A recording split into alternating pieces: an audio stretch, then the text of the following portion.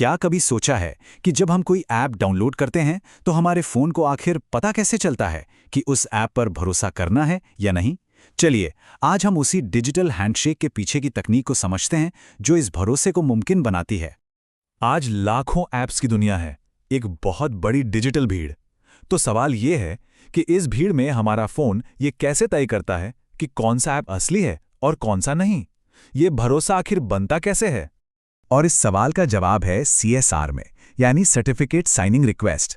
इसे एक तरह का डिजिटल परिचय पत्र समझिए। ये वो फाइल है जो एक डेवलपर एप्पल जैसी कंपनी को भेजकर कहता है, नमस्ते, ये मेरी पहचान है और मैं एक सुरक्षित ऐप बनाना चाहता हूँ। क्या आप मुझे वेरीफाई कर सकते हैं? तो इस डिजिटल परिचय पत्र के अंदर आखिर होता क्या है? इसमें दो खास चीजें होती हैं।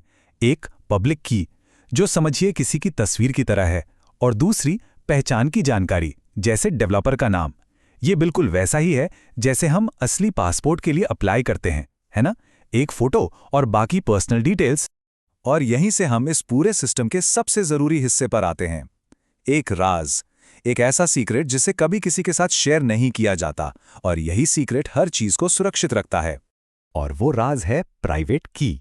इसे एक अनोखे गुप्त हस्ताक्षर या सिग्नेचर की तरह सोचिए, जो सिर्फ और सिर्फ डेवलपर के पास रहता है। वो इसका इस्तेमाल अपने ऐप पर साइन करने के लिए करते हैं, जिससे ये साबित होता है कि ऐप असली है और उन्हीं का है। वहीं दूसरी तरफ है पब्लिक की, जो सबके देखने के लिए होती है। एप्पल इसी पब्लिक की से उस सिग्नेचर को वेरीफाई करता है और पक्का करता है कि ऐप के साथ कोई छेड़छाड़ नहीं हुई है। ठीक है, तो हमने ये समझ लिया कि ये क्यों होता है और ये क्या है। अब जरा ये देखते हैं कि ये असल में काम कैसे करता है।